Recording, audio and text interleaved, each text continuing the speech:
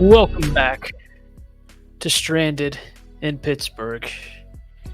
You know, last week we really missed all you guys, and I was really excited for the three of us to be back. And Ethan just hit Nate and I with the old "can't do it tonight." Not an ounce of remorse in his voice, but that doesn't matter because Nate and I we're moving up in the world. Nate, some exciting things on your end. I don't want to spend too much time hyping ourselves up, but you've been kind of killing it with the high school hockey coverage and now some new roles at Pittsburgh Sports Now. If you want to hype yourself up a bit or just say I'd rather keep my private matters private, but you're kind of killing it right now, dude. No, it's exciting. Yeah, doing a lot of stuff, but looking forward to more Pittsburgh Sports Now stuff. Going to be doing some recruiting writing along with the already Army of Ben's basketball writing as we've talked about in previous episodes. So yeah, no, I'm gonna excited for it. Yeah, absolutely. Good stuff there. Pittsburgh Sports Now, a growing media entity in Hmm. Pittsburgh region. I wrote there for a bit. We'll throw out some contacts to the people I know and see what can happen. But yeah, I started writing for Yard Barker as well, so you can read Yeah, my wonderful piece on why the Steelers should sign Ryan Tannehill because of the Arthur Smith hire.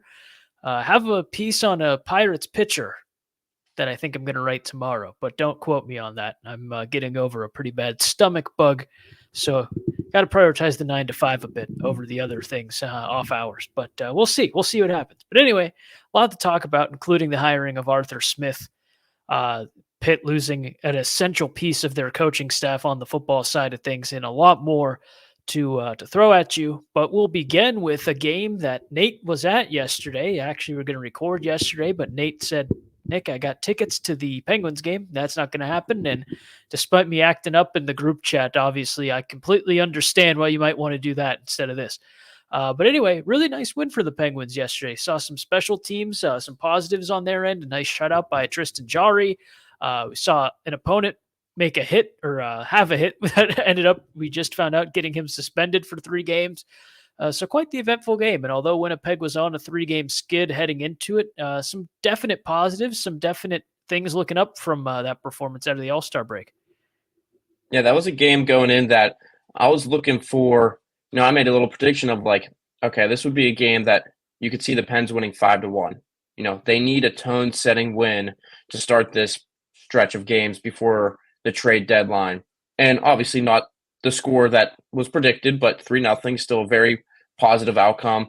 Um, and it started with Chris Letang, who looked like an offensive defenseman that we've seen in the past from himself, jumping up, backhander, nice goal from him to start things off. And then really it came down to that power play. The hit by Brendan Dillon on Noel Acciari, which definitely a touchy hit. Obviously, he received a 3-game suspension, as Nick just mentioned, but it was a dirty hit, but either way, the Pens capitalized where they needed to. And it was funny where I was sitting, there was guys screaming like they're like less passing, more shooting, just screaming it. And they were like getting the whole section to start chanting that. And Penn started throwing pucks at the net, and good things happened. Jeff Carter looked like Patrick Hornquist in front. Then you have Brian Rust tapping in another goal after bounced around a little there behind Hellebuck, who is a very solid goalie in the NHL, potentially going to be a Vezina candidate this year. And the Jets aren't any sort of slouch of a team. I mean, yeah, they were on that losing streak, but that's a good team out west. And the Penguins have found a way to shut out some of the best Western Conference teams. They shut out Vegas, they shut out Colorado, now they shut out Winnipeg. So that also speaks to the goaltending play. Tristan Jarry didn't see a ton of shots in the first 2 periods, and then Winnipeg really brought it in the third. And he just, played his game. He looked really sharp. And then the lone goal that was given up, that was then waved off because of offsides from Mark Scheifele. That was a terrible turnover from Eric Carlson. And he got his pocket picked. Scheifele scores. But other than that, a clean game from Tristan Jarry looked really good. And that's the one thing that we didn't think we'd be talking about the Pens this season. Their goaltending play being so good with Nedeljkovic and Jarry. You'd think the Pens would be scoring 7 goals a game and letting up 5 goals a game, just with the offensive prowess that they have. But it's been a little bit of the opposite. They play I was just reading something from Josh Yohe of The Athletic. They play so much better and in games they score less than, like, 3 goals.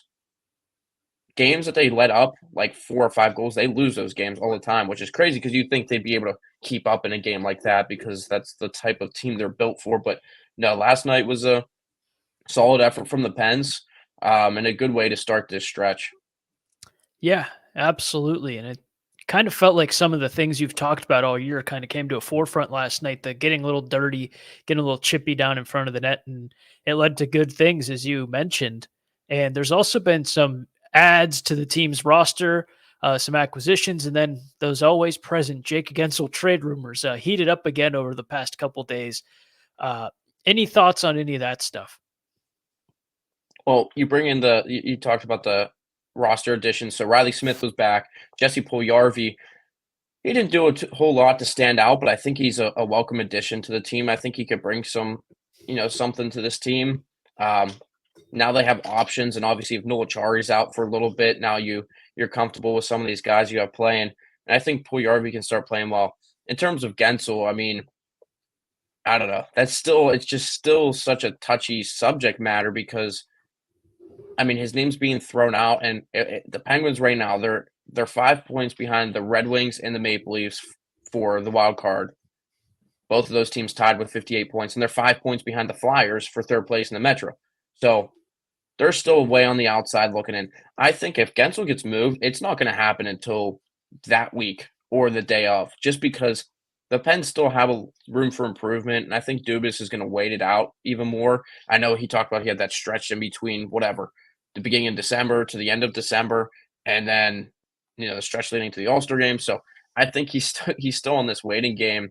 There's going to be a lot of suitors probably for Gensel, especially with him hitting free agency this summer. Because again, not really any deals talked about, but or extensions.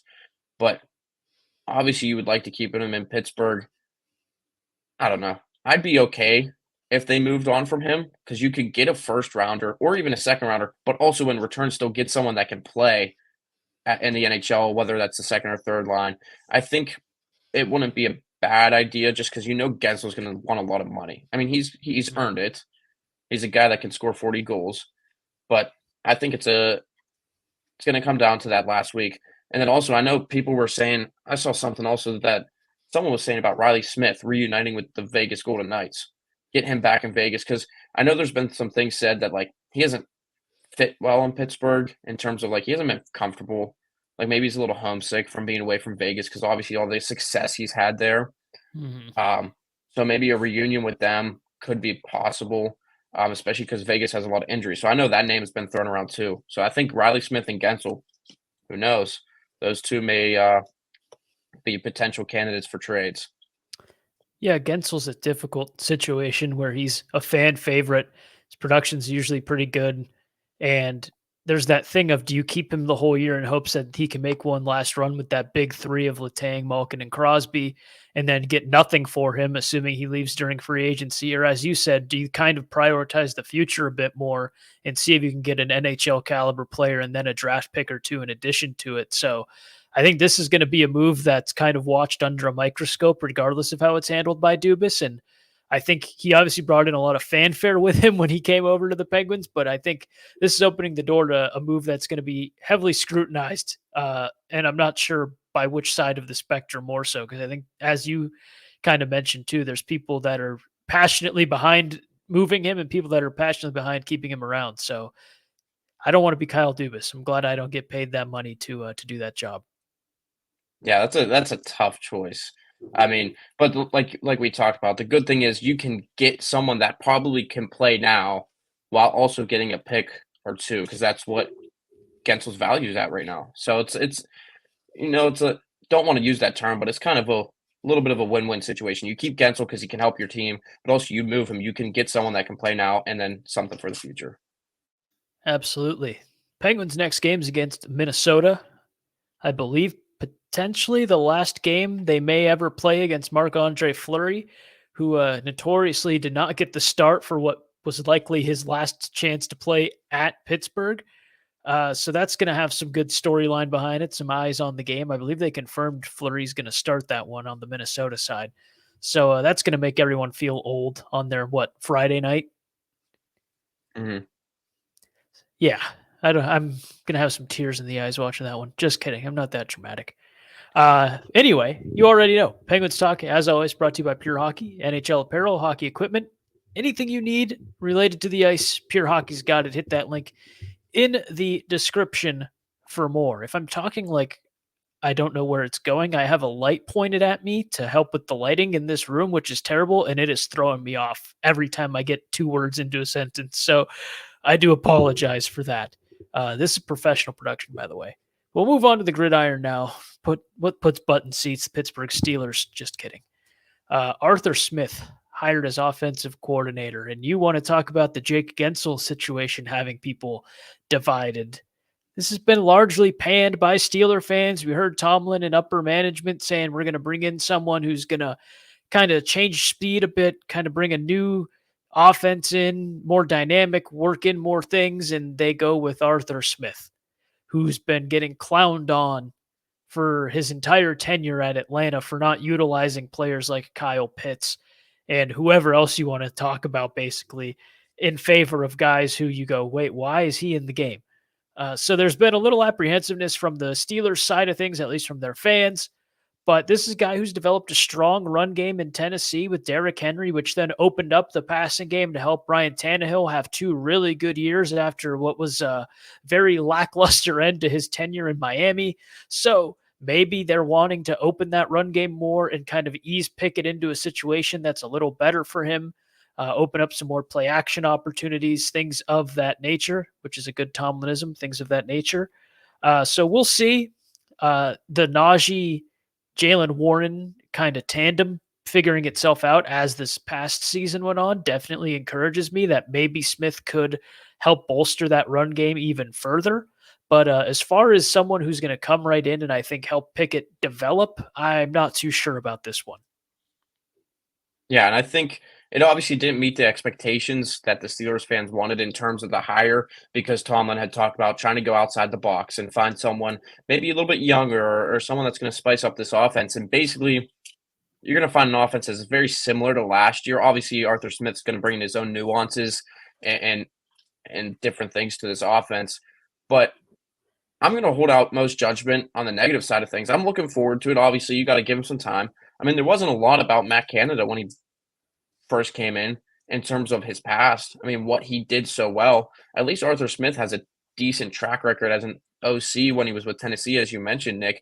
Obviously, Atlanta wasn't as appealing to many and why he was disregarded amongst so many people. But I think, this is a big next 2 years for the Steelers in terms of their offensive growth because they have a lot of young pieces. I think that's another thing that we sometimes forget is this team's still young.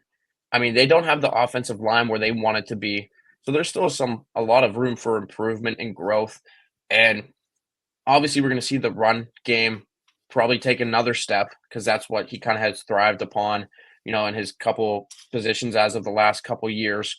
So Jalen Warren, Najee, going to see potentially a step up again because they obviously made strides throughout the year. Passing, yeah. Is it the best for Kenny Pickett's growth and development? Probably not. Um, the Steelers are still holding out hope on Pickett, seeing if he can, regain some confidence that we saw in year one, the fourth quarter play that we saw from Pickett. So I don't know. As you mentioned, I mean, Tannehill played better under him when he was in Tennessee. So I think obviously you look at what he did in Tennessee was great because I mean he had some, first year 10th in scoring, second year was second in scoring points, then second in rush yards, and then 23rd in pass yards in that second season for the Titans under Arthur Smith. So obviously Tennessee did some really good things. The Steelers can do some really good things. They have the weapons, but how do they mix together? So I think that's sort of where you think about now. And the other thing that I liked that hopefully they get Kenny Pickett to do or whoever's at quarterback throw over the middle more. I mean that's something that they've utilized under Arthur Smith. They utilize their tight ends a lot in Atlanta more than a lot of other teams.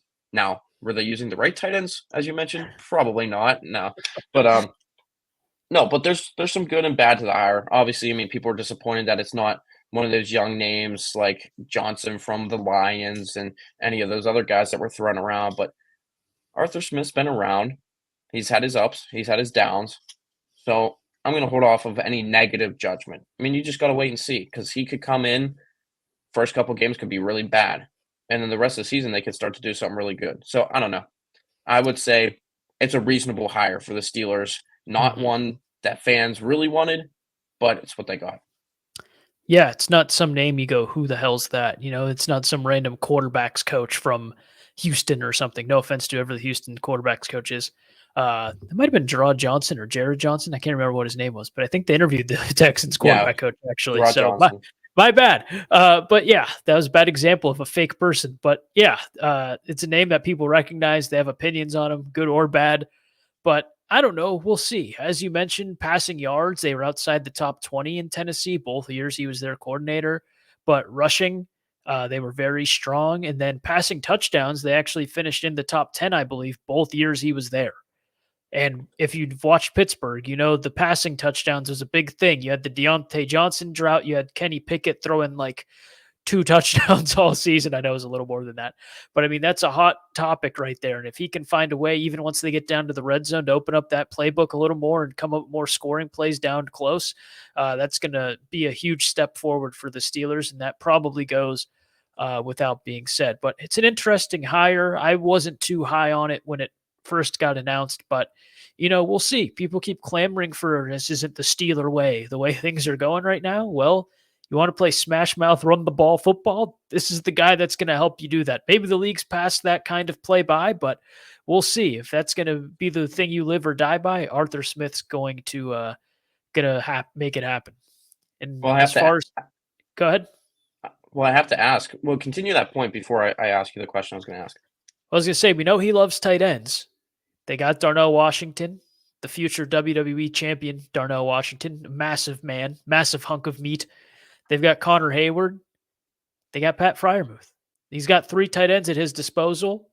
God, I cross everything that can be crossed that they use Fryermuth because him and Kenny kind of have that rapport. We saw that in the Cincinnati game where he just had a career day out of nowhere. So you hope you see more of Fryermuth over the middle. They keep working that in, but they've got 3 tight ends now that I think he can use, and it should be interesting. We even saw Hayward kind of get worked into the game plan at very, very random points last year on very weird, random plays that almost always had some kind of trickery or a lot of moving parts. So we'll see if there can be a little more coherent usage of him too. Because was he great? No, but be interesting to see what he can do with some more competency behind the plays where he's getting the call. Yeah, and for Arthur Smith, I mean, there's a lot of options. Just depends on what strings he wants to pull. But my question for you was, you obviously in your first article for Yardbarker, you talked Oh about boy, Tannehill, so it goes hand in hand. So what I want you to elaborate more on, like why do you think they should bring in or give Tannehill potentially a shot? I think it's a very safe move in terms of he's going to get a fire under Kenny because he knows Arthur Smith. He's ran in his schemes before. And I think that's what Kenny needs. Is he probably a legitimate threat to take Kenny's job after last year and, his age, the regression we saw this past season? Probably not. But it's going to be a guy where if you're Kenny Pickett, you go, oh, okay, they're bringing in a veteran. Say they draft a rookie too. It can be Hartman from Notre Dame, who did horrendously in the Senior Bowl as far as all the clips I've seen. It could just be a late COVID year merchant that they bring in from college football to see if he can bring that late career success. And I know Sam Hartman was good at Wake Forest too. You get the point. Do they bring in a rookie and they bring in a guy like Tannehill just enough to get Kenny to go, okay, I need to step up my game here. Ryan Tannehill obviously is not the future franchise quarterback of the Pittsburgh Steelers at his age. That's insane to think. But when you get a guy who has that relationship with the new OC and who has been a proven starter, again on a regression, that's going to light something under Kenny, and that's going to get him to play really well in camp, or falter under the pressure in camp and give them the answer of no, he's not the guy you can trust this team with. Yeah, and I think that's an intriguing point, all of that discussion, because obviously you'd think Rudolph's not going to be back. He's going to go demand some money on the open market. So I think Tannehill, I mean, you bring him in, that's Arthur Smith's guy. Like that was his guy in Tennessee. So yeah, as you said, that kind of is going to provide that pressure for Kenny, and hopefully that works out. Or you have someone that has proven themselves that they can play in Tannehill, under Arthur Smith especially, and it gives you another option at quarterback. So I mean, very very interesting discussion, and that's a good article that you wrote. Thank you. And it's the good kind of pressure. They're not taking like a Yeah, consensus top 5 quarterback where he's like, "Oh, damn, they're abandoning me and now I'm just going to completely fall apart." You're bringing in a mid late 30s starter who's definitely over the hill, but he's probably got something left in the tank, and again, for the fifth time, that relationship with Smith adds a little more fuel to it. And so I think it's the healthy kind of pressure where he's not going to immediately crumble, but he's also going to recognize, "Okay, they're not joking around. They need to see more out of me." and the other thing is, true. Kenny Pickett never had a chance to sit behind someone with, something like a Jordan Love behind Aaron Rodgers. Ben was gone. Kenny's sitting behind Mitch Trubisky. What type of track record does he really have and brings to the Steelers for what he's done? Nothing, really. Like Tannehill at least has done a little bit more in his career, so he would be maybe a better veteran option to try and help Kenny Pickett turn things around. And I mean, Pickett took Trubisky's job. Trubisky went into Pickett's first year, I almost said freshman year, went into his rookie year as the starter and was like, okay, I sat my year out in Buffalo. I watched Josh Allen, which that's kind of reversed him learning from the younger guy, but he worked with some new coaches, sat a year, and now this is his prove it opportunity in Pittsburgh. So you can understand him being a little in terms of, do I want to help Kenny Pickett? So Tannehill's a guy who's seen some things. He got Tom Brady out of New England. He beat him. He beat Tom Brady. Him and Vrabel out Belichick, and they sent him home. That's his last memory as a Patriot. So, I mean, that's a guy who's seen a thing or two, just like Farmers Insurance, I think it is. They know a thing or two Yeah. because they've seen a thing or two. So I think he can be the guy to help Kenny Pickett, assuming they bring him in. I know Tannehill had that quote, I think, when Levis took over, like he was pissed off or whatever. But obviously, you're going to say that in that situation because you get hurt and then they go to the rookie and then they don't go back to you. But if you get brought into a team like Pittsburgh, I think you have to know, okay, this is my swan song, but at least I can help this guy out. And if something happens with him, I can step up and seize the moment. Carpe diem. Yeah, absolutely. Like for Tannehill in Tennessee, like that's his team that he's really found his success with. So this time around, like coming to Pittsburgh, as you mentioned, just would be, you're sort of in that latter stages of your career. You know where you're at right now, and then you're reunited with Arthur Smith. So it could be a good story, good fit for Tannehill in Pittsburgh. Absolutely. And so that brings up Art Rooney II's comments that were totally contradictory over the last 2 days. So yesterday he tells KDKA they haven't closed any doors in terms of trading for a QB or signing a QB. And then today he tells WTAE a blockbuster deal, some quarterback trade, signing. It's unlikely. So which story is it? I think this kind of encapsulates the just total dismay the Steelers are in. Maybe that's too strong of a word, but we've heard Tomlin kind of contradict himself. Arthur Smith and Tomlin, I can't remember what it was, but I read an article about how they contradicted on the way something went down already. There were multiple things like that towards the end of the season where you were like, didn't someone else just completely disparage those comments and say the opposite happened? And now you have the owner of the franchise saying two totally different songs on 2 different days. I think they're just at like this. I don't know, not the term maybe to use, but like a midlife crisis right now. They haven't had to deal with this type of quarterback situation in a long time. And I think there's just a lot of weight on their shoulders with Tomlin and Rooney and the front office to not screw up with Kenny Pickett. So I think their words of choice, they're confused. There's confusion because they want Kenny Pickett to perform better and do well, but they don't know if they want to draft someone and say, okay, maybe this guy in the third or fourth round, whoever it may be, if it's a Bo Nix slides all the way down for some reason, or who was the name that just got thrown out? I can't think. I just saw a name that was like in the fourth round from wherever that to Oh, come was it? in. Oh, I can't. I don't I know. don't know his name. Wasn't it Tulane's quarterback though? Maybe Could have been. There was another one from like a more of a well-known school. I saw it. I don't know where. I don't know. All those mock drafts. But either way, Spencer Rattler, baby. who knows? But just like I think they're confused. I think Art Rooney, obviously older guy, I think he's getting confused with what he wants to say. Like I mean, obviously they want their quarterback situation to be better than where it's at. So maybe they don't even know what to Mhm. do.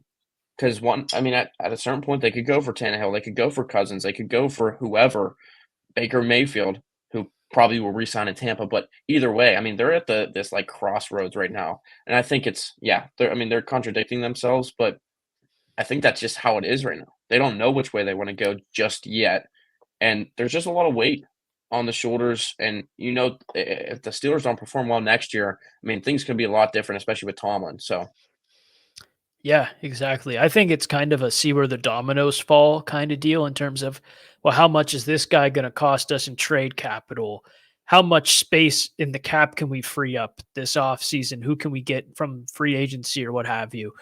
Who's going to be available on what periods of the draft based on what we need versus who's already gone or available? I think there's a lot of variables that are still going to need to be at play. And I think they're trying not to back themselves into a corner promising something and then being called out for abandoning that thought process come April. yeah, absolutely. I mean, it's just I don't know, just a lot to be discussed, and I don't know. I think the Steelers could potentially draft someone. I think they're more likely to go and draft someone and try to stick with Pickett. And if they re-sign Trubisky or Rudolph or whomever it may be, but obviously they want their guys Kenny Pickett. So I think that's the first and foremost issue within the Steelers is they need him to be better. So that's Mhm. why it's such an issue who's in below him because they're already dealing with something at QB1. Yeah, exactly. And I'm sure throughout the offseason, we'll continue to hammer these points home over and over again. At home, get a little notepad out, just like this. See how many times we contradict ourselves from where we were the previous week or so. Because I'm sure all of our opinions will be changing throughout the offseason as other moves get made and other things happen throughout the league. But yeah, Super Bowl is this weekend. So, regardless of what you're doing, hope you have fun, stay safe, and enjoy clogging your arteries with moth sticks, jalapeno poppers, your favorite sheets order, whatever you want to do, whether you're going to a party with 50 people or you're sitting alone in your bedroom, which some nights it's better to do that. But yeah, enjoy the big game. And we'll be talking all about it on a late night with Stranded Sports next Sunday or Monday, depending on who we can rally up. Our new show recapping the week in sports in a nice little 20-minute format with myself and former, now returned, stranded on air personality, Tyler Gallo. People like Ethan, Nate, and others will stop by as they can. But yeah, late night stranded sports live stream every Sunday or Monday. Once again, little asterisks. Every one of those nights. Jesus Christ, Nate, this light's really bothering me. But yeah, a lot of fun. We did the first episode last week. Unfortunately, we weren't able to do one. But yeah, really fun first episode. And it's nice to talk in a more laid back setting. There's a lot of pressure. You know how much Pittsburgh fans love their sports. And so every time I babble like an idiot like this, there's just that pressure that they're all booing me in the back of my mind as they're watching. But yeah, so Nate, did you listen to the first episode? No, I wanted to. Oh, I want to hear. I'm sorry. I no, know. you're good. Kidding. No one else did I'm either. a disappointment to the brand, but no, I want to see how Tyler sounds.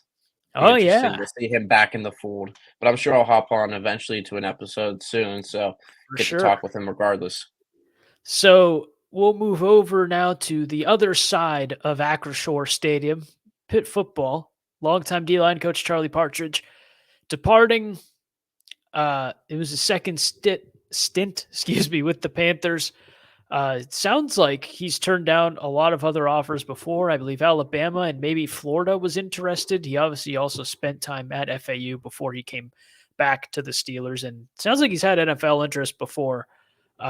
Again, I'm not the biggest Pitt football fan, but just reading up on things and from what I've watched over the last couple years, uh, he's one of the most coveted pieces of Narduzzi's coaching staff, an associate head coach along with the D line coach. He's had all kinds of talent come through there that he's responsible for. And this is a big loss, especially as Pitt's kind of forming this new identity. We saw them bring in Cade Bell, who had a presser today. Uh, Talked about how much they're going to use Gavin Bartholomew, which should be a no-brainer. But as we've mentioned with the Arthur Smith jokes there, it's never a given what tight end's going to be used, I guess. But so that was nice to see him talk. We can dive into that a little bit later or next week, uh, assuming the Steelers aren't dominating the news cycle again. But yeah, so a big loss for Pitt as they're trying to establish what this team's going to be moving forward with some new faces in the ACC as well. Nate, how can you kind of summarize the impact this loss is going to have at this stage of the offseason? Well, when you lose a guy like Charlie Partridge, you don't want to say the sky's falling, but who knows? I mean, that is one of your biggest recruiters on your staff. I've seen people say that these Pitt teams the past couple of years, maybe not this past season with how bad they were, but those championship teams, they might have not have been where they were without Charlie Partridge because he has brought in a lot of tremendous talent. He has put a lot of tremendous talent in the league into the NFL. Look at Kalijah Cansey, a first round pick by the Bucks this past year. Several All Americans with Patrick Jones and Rashad Weaver and Cansey and among others. So this is a big one. I mean, he continually brought in, when you look around, and I know for Pitt, stars don't matter because they've developed guys who have been 2 stars, like Servassier Dennis and other guys, where they're under recruited. But he was a guy, Partridge, that constantly brought in 4 stars into this Pitt program on the D line and did a really good job bringing in Whippeal products and Elliot Donald and Dorian Ford and Nakai Johnson and Dagon Hayes. And this one's big because like he was Narduzzi's guy to go out and recruit. And I don't know who the replacement's gonna like who they plan on bringing in to replace him, but you're not gonna be able to do that with a guy like Partridge leaving. And I mean, think about that stretch of years they were top 5 in sacks for like 3 straight years in the NCAA. I mean, those were just some unbelievable numbers, and the production that he was able to produce out of his D lineman, second to none. So this is a pretty difficult one for Pitt, and like you mentioned, I mean, he was pursued by a lot of other schools in the past for good reason. I mean, he's a good coach, and you gotta. I mean, it just is a testament to his loyalty, though, that he stayed in Pittsburgh for so long, and it finally took until obviously a good deal with the Colts to go and coach in the NFL. Because I mean, you don't want to pass up an opportunity like that to go coach in the NFL, get more money.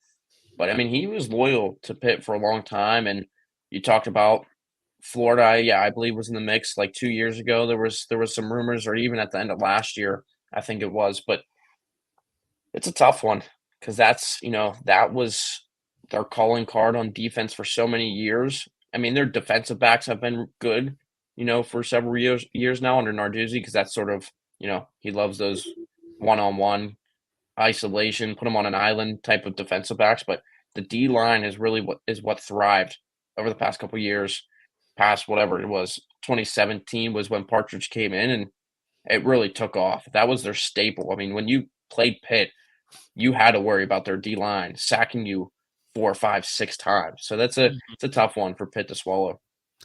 Yeah, absolutely. You look at the statistics that those teams had under him, and it was impressive. You rattled them off there, but reading it all when those articles explaining his departure, it was impressive to see that kind of run he went on, like a Jordan Bulls-esque run in terms of the production of that D line over a very long span of time. I believe also Noah Hiles, I believe, tweeted it out that 8 of the last 12 4-star or better recruits Pitt had Partridge helped recruit, which is an insane number. Yep. You don't need me to tell you that, but this is something that, as you kind of touched on too, you're not going to find someone who immediately slots on in and replaces his production that he has, the leadership that he had, the impact on recruiting he had, getting the most out of his players the way he could.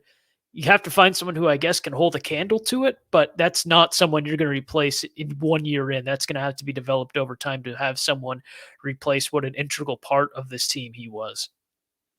Yeah, and it's already been such a big year of turnover for Pitt and Pat Narduzzi. And this one, it's just more salt in the wound for them, with Partridge being the one to leave. Like, obviously, wasn't let go. Good thing I will say it's a good thing he didn't stay in college and go somewhere else because that would have hurt way worse for Pitt. Mm. But, I mean, obviously, it's better for Partridge to go move into the NFL. Yeah, I don't know who can replace that type of production. I mean, there were so many 4 stars on the D line or guys of that nature that people were transferring because they weren't getting playing time because they were 4 stars and, the whole thing feeling they should be playing and whatnot. But, I mean, it was just a typical cycle of bringing in 4-star guys for Partridge and that D line. So, we'll see. We'll see who can come in and see if they can replace that production because I mean, next year's team, you don't know what you're gonna get with that team. Like this year coming in, you had a feeling what you could get and then everything unraveled. But like next year, there's just so much new going on. Nate Yarnell has been pinpointed as the quarterback who is expected to be QB1 going into spring training camp, which is interesting and makes sense though. But like Mhm. there's so many unknowns for this Pitt team, and now that adds Partridge to that list. Yeah, absolutely. It's been a weird offseason. This move has some people kind of doing the doomsday scenario, but you have to wait it out. I mean, again, to go back to the offense, which I know this conversation's been largely defensively driven and obviously so, but Cade Bell has a really good track record. He got some guys to stay along to see what he can do with them. You bring in an Alabama quarterback and Eli Holstein. Whether or not he's actually going to get tapped in as the starter over Yarnell once camp starts, that remains to be seen. But offensively, you're starting to figure out some of those problems. And now defensively, you have something unravel kind of out of the blue. So it's going to be interesting to see what happens over these next couple of months. And obviously, with the football season, off season, excuse me, being so young, Pitt and the Steelers both kind of drawing some parallels to each other where there's some moves being made. And all we can really do is speculate and say, we'll see. We'll see what happens. But there is no debating that it is now time for last call, Nate. Check this out. Yeah. That's Don't you like awesome. that? Don't you like that? It's making me thirsty. Isn't it? After listening to me, you deserve a few of those. But anyway, Nate, it's last call. What do you got for us? Well, I'll go first because I think I'm doing some speculating, but I think you have something that's completely different from what my last call is going to be. I'm That's a sticking in safe bet. I'm sticking in sports with something that has been surprisingly brought up in for the Penguins. Sidney Crosby has been thrown into the negative spotlight a couple times as of late. He was ripped apart a little bit because he didn't show up to the NHL All-Star draft and he was out on the outdoor rink in Montana during that time. And I know there were some choice words about that on some publications, but I want to go lean towards TSN's Brian Hayes made some comments in the past 2 weeks about they need to get Sidney Crosby out of Pittsburgh, which I think is unfathomable that you can even talk about that. And part of the whole discussion is he needs to get out of there. It's a train wreck. He needs to go win another cup before he's done, which I think is bogus because this isn't one of those players that has never won anything and you want to go get him a ring before he's done. That's not one of these scenarios. This is a guy who's won 3 cups, been to 4 Stanley Cups in Pittsburgh. He's done everything he has done here. He's going to ride this one out until his legs fall off. And the funny thing is, the way people are talking, they're acting like the Pens are out of it. Like the Pens are only a handful of points out of a playoff position. They're not playing great hockey, but Crosby's obviously still playing at an elite level. And part of the reason why they think he needs to get traded somewhere so he can continue that play and win another championship. But that is never going to happen. And the quote that Brian Hayes brought up was he needs to follow in the footsteps of Tom Brady. This is not the NFL. This is not Tom Brady. This is Sidney Crosby, one of the most loyal hockey players in the entire NHL. He's never going to leave Pittsburgh. He's never going to ask for a trade. Obviously, his contract's coming up, and that's his decision if he wants to leave after his contract expires. But you'd have to imagine he's probably going to get an extension and stay in Pittsburgh because this is where he got drafted. This is where he's won so much. And they got the band back together with Letang, Malkin, and Crosby so they can do it together. He's not going to jump ship at the last second and try to win somewhere else. That's just not going to happen. So just really, really bogus comments from Mhm. TSN and from Canada. It's just because they're upset probably that Canada hasn't won a cup in what, 30 Oh, no. years? And they want Sid to go win in Montreal or wherever else they want him. So that's my last call. I like it, Nate. I like it. It's not like a Connor McDavid situation where you're like, is he ever going to win with these guys? Like, what's he doing here? He might. But They just had their 16-game win streak snapped by I was Vegas. going to Didn't say touch the they're Pens. doing well Yeah. this year, so that's maybe a bad example at this point. But the Well, last few years, they were really bad to start though. They were awful, mhm, but they've turned it around and almost touched the Pens 17-game win streak that is the NHL record, but didn't get it. Vegas stopped them. those Golden Knights, baby. Anyway, Nate was right. I wasn't going to talk about Sidney Crosby being slandered in the media for skating on a pond and not ring chasing. Something that's definitely in his character is to go ring chase. But yeah, I'm going to talk about someone else who's old, nearing the end of their career. But damn it, I can't stop watching him. And that's Tiger Woods. Uh, Tiger Woods announced today he's playing in the Riviera, which I believe is this weekend, next weekend, or I'm totally wrong on that. So my apologies. But the joy I get seeing Tiger Woods is going to play is something that I cannot put into words. I can't articulate it well. I can't write it down well. I can't really describe what it's like to watch Tiger Woods on the golf course. When you're growing up and you're from the Pittsburgh area, granted, I was 2 hours north of Pittsburgh, but you sit down and little Nick's sitting there with his bright red hair, a lot redder than this, and your dad tells you, we're rooting for Pittsburgh teams, Nick. You're rooting for the Pirates, you're rooting for the Steelers, you're rooting for the Penguins. You don't get to go cheer on the greatest. You don't get to cheer on Tom Brady. He's the guy you root against. You don't get to cheer on LeBron James. He plays for Cleveland. Granted, Pittsburgh doesn't even have a basketball team. You still can't root for Cleveland or LeBron, the best in the world, because no, we're Pittsburgh people. You can't do that. But you know what you do when you turn on golf? You can root for whoever the hell you want to. There's no regional allegiances in golf. And the best player in the world was Tiger frickin' Woods. And so I loved Tiger Woods. And now, even as he nears 50, there's something about watching him. And he's got rods in his legs and he's a lot slower than he used to be. But damn it, if you don't turn on that tournament to watch Tiger and see what he's going to do, even at a course he hasn't done well at, like the Riviera, it still can't miss TV. If you want anyone to watch golf who's a little on the fence, you show them Tiger Woods and just the aura he has. That's a big thing on social media now. Oh, bro has no aura. Tiger Woods has all the aura.